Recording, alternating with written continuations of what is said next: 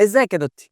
عمرك صحيت في مرة من حلم غريب وقلت هو ايه اللي حصل في الحلم ده؟ او مثلا مرة حلمت انك بتطير، مرة انك بتقع، ومرة انك رجعت للمدرسة الاعدادي ومفيش حاجة منهم حصلت اساسا، بس عقلك مقتنع ان الحاجات اللي حصلت حقيقية 100%. تفتكر ليه؟ وليه اصلا بنحلم؟ وازاي دماغنا بيألف سيناريوهات مش طبيعية خالص؟ ده اللي هنعرفه في فيديو النهارده، فحضر مخك لاننا داخلين على رحلة جوه العقل البشري.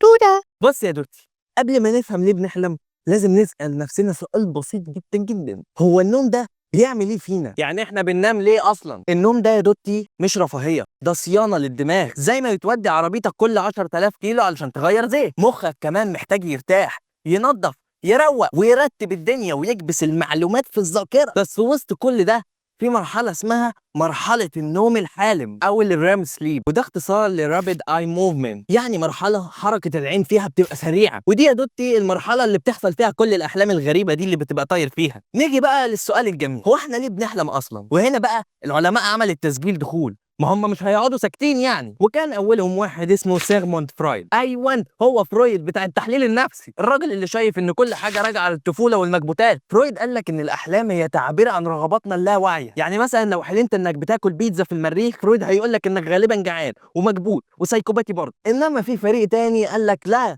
الحلم مش مجرد فوضى وبس، قال لك ان ده وسيله من وسائل العقل انه يتعلم وحل المشاكل وتحليل الواقع. تعالى يا دوت نشوف العلم بيقول ايه بالظبط. في 2001 راجل طيب اسمه ستيف جولد عمل دراسه على طلاب ناموا بعد ما ذاكروا على طول، ولقوا ان اللي حلم بالمعلومه فهمها اكتر وبقى فاكرها احسن. يعني يا دوت لو نفسك تنجح احلم بالمذاكره بدل ما تذاكرها. وفي 2010 جامعه هارفارد قالت ان الاحلام بتساعد على المحاكاه الذهنيه. هو يعني ايه الكلام ده يا دودي؟ يعني يا دوت دماغك بيعمل بروفا على مشاكل الحياه الحقيقيه، زي كانك بتتدرب على المواقف قبل ما تحصل بس وانت نايم. بس خد بالك، الحلم بيخلص اول ما بتصحى، انما الفصام لا، في الفصام المخ بيكمل عرض الحلم حتى وانت صاحي، وده فرق جوهري مهم ان احنا نوضحه عشان ما حدش يخلط بين الاحلام والاضطرابات العقليه. طب يا دوده وعدم لا مؤاخذه، يعني هي الاحلام دي بيبقى ليها معنى فعلا؟ سؤال جميل يا دوتي. الناس بتقعد تفتي وتقول لك لو حلمت باسنانك بتقع يبقى هتموت، ولو حلمت ان انت بتحاول تجري بس مش عارف يبقى في حد بيكرهك. بس بصراحه ما فيش تفسير علمي ثابت على ان الاحلام بتتفسر كده، انما في علماء بيقولوا ان الحلم عباره عن لغز من رموز مخزنه في اللاوعي، العقل بيكون منها سيناريوهات حسب حالتك النفسيه. يعني الحلم بيعبر عنك بس مش بالرموز اللي على مزاج الشيخ جوجل. وطبعا يا دوتي هتكون بتسال نفسك دلوقتي، هو الحلم بيحصل ازاي اساسا؟ اثناء النوم في مركز في المخ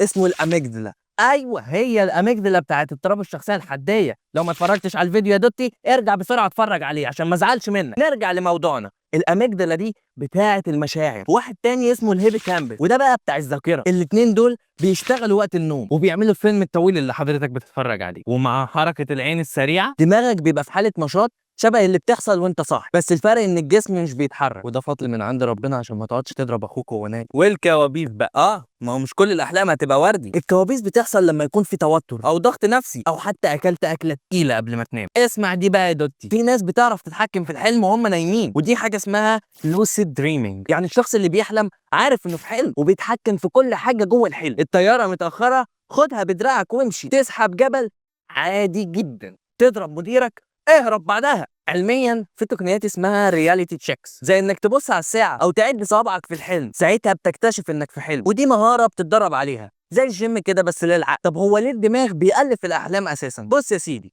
العقل البشري ما بيحبش الفراغ، يعني لو في معلومه ناقصه دماغك بيروح يكملها من نفسه، وده مش بيحصل وانت صاحي بس، لا ده كمان بيحصل وانت نايم. العقل اثناء النوم بيشتغل بمنطق القص واللزق، بياخد حتت من الواقع على حتت من الذاكره على كام حته كده من افكار مالهاش علاقه ببعض، ويخلطهم في خلاط اسمه الديفولت مود نتورك، ودي شبكه في المخ بتشتغل لما تكون مش مركز في اي حاجه، زي وانت سرحان او وانت نايم. واللي بيطلع من الخلاط ده سيناريو عجيب، فيلم مش مفهوم خالص، بس بالنسبه للعقل دي حاجه اخر منطقيه. يعني ممكن تحلم انك في اوضتك بس الباب بيتفتح على البحر، وصاحبك بيبيع فشار في فرح حد ميت، دماغك اخد عناصر موجوده عندك اصلا وركبهم على مزاجه، مش بهدف السخريه، بهدف انه يطلع معنى. يعني الحلم مش تأليف عشوائي، دي محاولة للعقل من انه يفهم ويحلل ويستوعب، او حتى يحميك من الصدمة او يفك عنك عقدة انت لسه مش عارف تعبر عنها. وفي نظرية اسمها Threat Simulation Theory بتقول لك ان الاحلام وسيلة دفاعية، يعني لو حلمت انك بتتخانق او حد بيجري وراك